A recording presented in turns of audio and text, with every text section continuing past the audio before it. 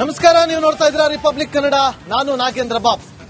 ದರೋಡೆ ಪ್ರಕರಣಗಳನ್ನ ಸಾಕಷ್ಟು ನೋಡಿದೀವಿ, ಸುದ್ದಿಯನ್ನು ಕೂಡ ಮಾಡಿದ್ದೀವಿ. ಆದ್ರೆ ದಾವಣಗೆರೆಯಲ್ಲಿ ಆದಂತಹ ದರೋಡೆ ಪ್ರಕರಣ ಇದೆಯಲ್ಲ, ಸಾಕಷ್ಟು ಅಚ್ಚರಿಗೆ ಕಾರಣವಾಗ್ತಾ ಇದೆ.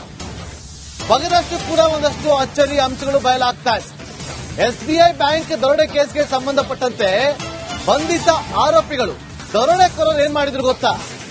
ಬ್ಯಾಂಕ್ನ ಸುತ್ತಲೂ ಕೂಡ ಪೂಜೆಯನ್ನ ಮಾಡಿದ್ರಂತೆ. ಕಳ್ಳತನ ಮಾಡೋದಕ್ಕಿಂತ ಮುಂಚೆ ಅಷ್ಟ ದಿಗ್ಬಂಧನ ಪೂಜೆಯನ್ನ ಮಾಡಿಸಿದ್ದಂತ ಲೂಟಿಕೋರರು ಅಮಾವಾಸ್ಯೆ ದಿನದಂದೇ ಗಡಿ ಚೌಡೇಶ್ವರಿ ಪೂಜೆಯನ್ನ ಮಾಡಿದ್ರಂತೆ.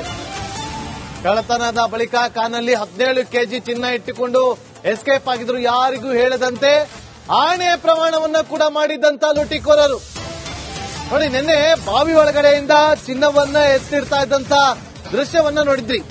ಕಾರದ ಪುಡಿಯಿಂದ ಇವರು ಹೇಗೆ ತಗಲಾಕೊಂಡ್ರು ಅಂತ ಕೂಡ ನಾವು ಗಮನಿಸಿದ್ವಿ. ಆದ್ರೆ ಒಂದು ಸ್ಟೆಪ್ ಮುಂದೆ ಹೋಗಿ ಇವರು ಬ್ಯಾಂಕ್ಗೆ ಸುತ್ತಲೂ ಕೂಡ ಪೂಜೆಯನ್ನ ಮಾಡಿ ಅಷ್ಟ ದಿಗ್ಬಂಧನ ಪೂಜೆಯನ್ನ ಮಾಡಿದ್ರಂತೆ. ಒಬ್ರಿಗೊಬ್ರು ಆಣೆ ಪ್ರಮಾಣ ಮಾಡಿದ್ರು, ಯಾರಿಗೂ ಹೇಳಲ್ಲ ಅಂತೇಳಿ. ಬಗೆದಷ್ಟು ಕೂಡ ಬಯಲಾಗ್ತಾ ಇದೆ ಅಚ್ಚರಿಯ ಮಾಹಿತಿಗಳು ಈ ಒಂದು ದರೋಡೆ ಪ್ರಕರಣದಲ್ಲಿ.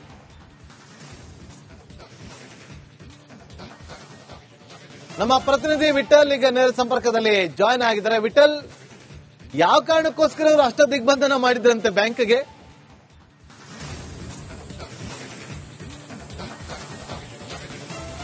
ನಾಗೇಂದ್ರ ಬಾಬು, ಖಂಡಿತ ಏನಂತಂದ್ರೆ ನ್ಯಾಮತಿ ಭಾಗದಲ್ಲಿರುವಂತಹ ಗಡಿ ಚೌಡೇಶ್ವರಿ ದೇವಿಯನ್ನು ಸಾಕಷ್ಟು ಪವರ್ಫುಲ್ ಅನ್ನುವಂತ ನಂಬಿಕೆ ಆ ಭಾಗದಲ್ಲಿ ಇರುವಂತದ್ದು. ಸೊ ಆ ಹಿನ್ನೆಲೆಯಲ್ಲಿ ತಾವು ಮಾಡ್ತಿರುವಂತಹ ಕಳ್ಳತನ ನಿಜಕ್ಕೂ ದೊಡ್ಡ ಮಟ್ಟದನ್ನುವಂತ ಒಂದು ಭಾವನೆಯಲ್ಲಿರುವಂತಹ ಈ ಕಳ್ಳರ ಗ್ಯಾಂಗ್ ಮೊಟ್ಟ ಮೊದಲ ಒಂದು ಡಿಸೈಡ್ ಮಾಡಿರುವಂತದ್ದು ಏನು, ಆ ಗಡಿ ಚೌಡೇಶ್ವರಿ ದೇವಿಗೆ ಒಂದು ಪೂಜೆ ಮಾಡಿ ನಾವು ಅಷ್ಟ ದಿಗ್ಬಂಧನವನ್ನು ಹಾಕಬೇಕು ಅನ್ನುವಂಥದ್ದು. ಇನ್ನು ಪ್ರಮುಖವಾಗಿ ಅಷ್ಟ ದಿಗ್ಬಂಧನ ಅಂತಂದ್ರೆ ಯಾರ ಕಣ್ಣು ಸಹ ಅವರ ಮೇಲೆ ಅಂದ್ರೆ ತಲೆಯಲ್ಲೂ ಸಹ ಅವರ ಬಗ್ಗೆ ವಿಚಾರ ಬರಬಾರ್ದು, ಸಂಶಯವು ಬರದಂತೆ ಅಥವಾ ದುಷ್ಟಶಕ್ತಿಗಳನ್ನು ತಡೆಯುವ ಉದ್ದೇಶದಿಂದ ಏನು ಈ ಅಷ್ಟ ದಿಗ್ಬಂಧನ ಪೂಜೆಯನ್ನ ಮಾಡ್ತಾರೆ. ಅಂದ್ರೆ 8 ದಿಕ್ಕುಗಳಿಂದ ಸಹ ಯಾರು ತಮ್ಮ ಕೆಲಸಕ್ಕೆ ತಡೆ ಒಡ್ಡಬಾರದು ಅನ್ನುವಂತ ಉದ್ದೇಶದಿಂದ ಏನು ಈ ಕಳ್ಳರು ಆ ಪೂಜೆಯನ್ನ ಮಾಡಿಸಿರುವಂತದ್ದು. ಪ್ರಮುಖವಾಗಿ ಅಂದ್ರೆ 2 ಬಾರಿ ಈ ಪೂಜೆಯನ್ನ ಕಳ್ಳರು ಮಾಡಿಸಿರುವಂತದ್ದು.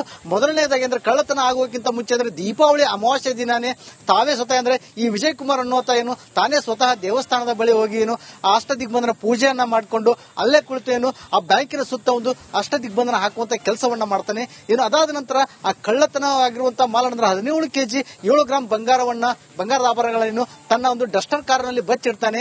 ಆ ದಿನನೇ ಡಸ್ಟರ್ ಕಾರ್ನ ಆತ ತೆಗೆದುಕೊಂಡು ಹೋಗಲ್ಲ. ಅಲ್ಲಿಂದ 3 ದಿನ ಆ ಡಸ್ಟರ್ ಕಾರು ಆತನ ಮನೆ ಬಳಿಯ ಒಂದು ಸಮೀಪ ನಿರ್ಜನ ಪ್ರದೇಶದಲ್ಲಿರುತ್ತೆ. ಸೊ ಆ ಕಾರಿನ ಮೇಲೆಯೂ ಸಹ ಯಾರು ಕಣ್ಣು ಹೋಗಬೇಕು, ಯಾರು ದೃಷ್ಟಿ ಬೀಳಬಾರದು, ಪೊಲೀಸರು ಮತ್ತು ಸಾರ್ವಜನಿಕರ ಗಮನಕ್ಕೆ ಅದು ಬರಬಾರದು, ಸಂಶಯ ಬರಬಾರದು ಅನ್ನೋ ಉದ್ದೇಶದಿಂದ 2ನೇ ಬಾರಿಯೂ ಸಹ ಏನು ಒಂದು ಅಷ್ಟ ದಿಗ್ಬಂಧನ ಪೂಜೆಯನ್ನ ಆ ಕಾರಿನ ಸುತ್ತ ಮಾಡಿಕೊಂಡು ಒಂದು ಸಂಕಲ್ಪನ ಮಾಡ್ತಾನೆ.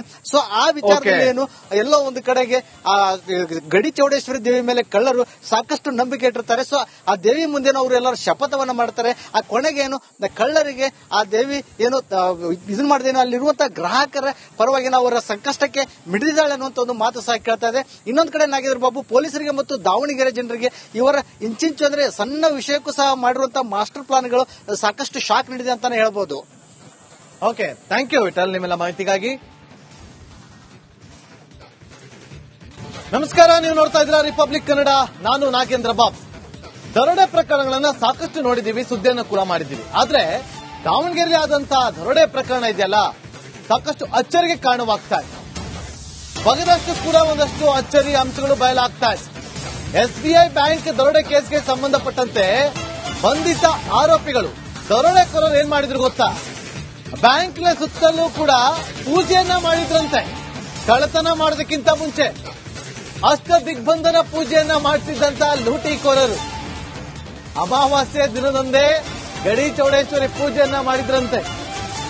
ಕಳ್ಳತನದ ಬಳಿಕ ಕಾನಲ್ಲಿ 17 ಕೆಜಿ ಚಿನ್ನ ಇಟ್ಟುಕೊಂಡು ಎಸ್ಕೇಪ್ ಆಗಿದ್ರು, ಯಾರಿಗೂ ಹೇಳದಂತೆ. ಆಣೆ ಪ್ರಮಾಣವನ್ನ ಕೂಡ ಮಾಡಿದ್ದಂತ ಲೂಟಿಕೋರರು ನೋಡಿ, ನಿನ್ನೆ ಬಾವಿ ಒಳಗಡೆಯಿಂದ ಚಿನ್ನವನ್ನ ಎತ್ತಿಡ್ತಾ ಇದ್ದಂತ ದೃಶ್ಯವನ್ನ ನೋಡಿದ್ರಿ.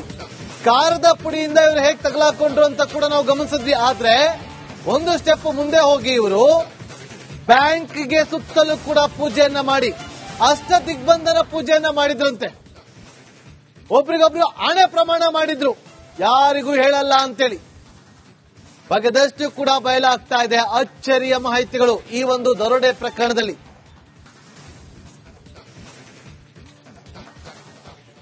ನಮ್ಮ ಪ್ರತಿನಿಧಿ ವಿಠಲ್ ಈಗ ನೇರ ಸಂಪರ್ಕದಲ್ಲಿ ಜಾಯ್ನ್ ಆಗಿದ್ದಾರೆ. ವಿಠಲ್, ಯಾವ ಕಾರಣಕ್ಕೋಸ್ಕರ ಇವರು ಅಷ್ಟ ದಿಗ್ಬಂಧನ ಮಾಡಿದ್ರಂತೆ ಬ್ಯಾಂಕ್ಗೆ?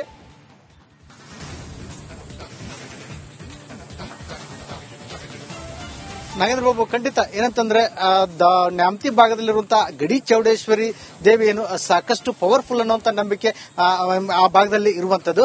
ಸೊ ಆ ಹಿನ್ನೆಲೆಯಲ್ಲಿ ಏನು ತಾವು ಮಾಡ್ತಿರುವಂತಹ ಕಳ್ಳತನ ನಿಜಕ್ಕೂ ದೊಡ್ಡ ಮಟ್ಟದನ್ನುವಂತ ಒಂದು ಭಾವನೆಯಲ್ಲಿರುವಂತಹ ಈ ಕಳ್ಳರ ಗ್ಯಾಂಗ್ ಮೊಟ್ಟಮೊದಲು ಒಂದು ಡಿಸೈಡ್ ಮಾಡಿರುವಂತದ್ದು ಏನು, ಆ ಗಡಿ ಚೌಡೇಶ್ವರಿ ದೇವಿಗೆ ಒಂದು ಪೂಜೆ ಮಾಡಿ ನಾವು ಅಷ್ಟ ದಿಗ್ಬಂಧನವನ್ನ ಹಾಕಬೇಕು ಅನ್ನುವಂಥದ್ದು. ಇನ್ನು ಪ್ರಮುಖವಾಗಿ ಅಷ್ಟ ದಿಗ್ಬಂಧನ ಅಂತಂದ್ರೆ ಯಾರ ಕಣ್ಣು ಸಹ ಅವರ ಮೇಲೆ ಅಂದ್ರೆ ತಲೆಯಲ್ಲೂ ಸಹ ಅವರ ಬಗ್ಗೆ ವಿಚಾರ ಬರಬಾರದು, ಸಂಶಯವು ಬರದಂತೆ ಅಥವಾ ದುಷ್ಟ ಶಕ್ತಿಗಳನ್ನು ತಡೆಯುವ ಉದ್ದೇಶದಿಂದ ಏನು ಈ ಅಷ್ಟ ದಿಗ್ಬಂಧನ ಪೂಜೆಯನ್ನ ಮಾಡ್ತಾ ಇದ್ದಾರೆ. 8 ದಿಕ್ಕುಗಳಿಂದ ಸಹ ಯಾರು ತಮ್ಮ ಕೆಲಸಕ್ಕೆ ತಡೆ ಒಡ್ಡಬಾರದು ಅನ್ನುವಂತ ಉದ್ದೇಶದಿಂದ ಏನು ಈ ಕಳ್ಳರು ಆ ಪೂಜೆಯನ್ನ ಮಾಡಿಸಿರುವಂತದ್ದು. ಪ್ರಮುಖವಾಗಿ ಅಂದ್ರೆ 2 ಬಾರಿ ಈ ಪೂಜೆಯನ್ನ ಕಳ್ಳರು ಮಾಡಿಸಿರುವಂತದ್ದು. ಮೊದಲನೇದಾಗಿ ಅಂದ್ರೆ ಕಳ್ಳತನ ಆಗುವಕ್ಕಿಂತ ಮುಂಚೆ ಅಂದ್ರೆ ದೀಪಾವಳಿ ಅಮಾವಾಸ್ಯೆ ದಿನಾನೇ ತಾವೇ ಸ್ವತಃ ಅಂದ್ರೆ ಈ ವಿಜಯ್ ಕುಮಾರ್ ಅನ್ನುವಂತ ಏನು ತಾನೇ ಸ್ವತಃ ದೇವಸ್ಥಾನದ ಬಳಿ ಹೋಗಿ ಏನು ಆ ಅಷ್ಟ ದಿಗ್ಬಂಧನ ಪೂಜೆಯನ್ನ ಮಾಡಿಕೊಂಡು ಅಲ್ಲೇ ಕುಳಿತು ಏನು ಆ ಬ್ಯಾಂಕಿನ ಸುತ್ತ ಒಂದು ಅಷ್ಟ ದಿಗ್ಬಂಧನ ಹಾಕುವಂತ ಕೆಲಸವನ್ನ ಮಾಡ್ತಾನೆ. ಏನು ಅದಾದ ನಂತರ ಆ ಕಳ್ಳತನ ಆಗಿರುವಂತಹ ಮಾಲನಂದ್ರ 17 ಕೆಜಿ 7 ಗ್ರಾಂ ಬಂಗಾರದ ಆಭರಣಗಳನ್ನು ತನ್ನ ಒಂದು ಡಸ್ಟರ್ ಕಾರ್ನಲ್ಲಿ ಬಚ್ಚಿಡ್ತಾನೆ.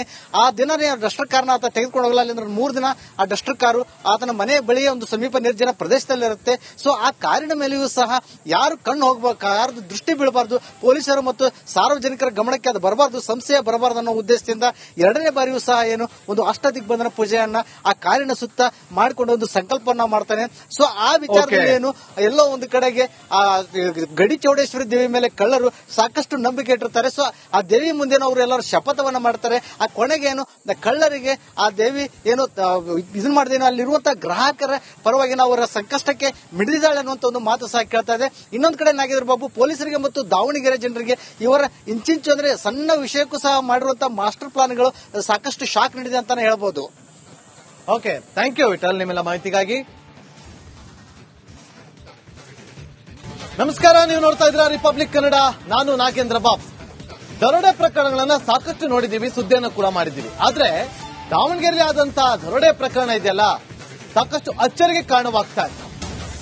ಬಗದಷ್ಟು ಕೂಡ ಒಂದಷ್ಟು ಅಚ್ಚರಿ ಅಂಶಗಳು ಬಯಲಾಗ್ತಾ ಇದೆ.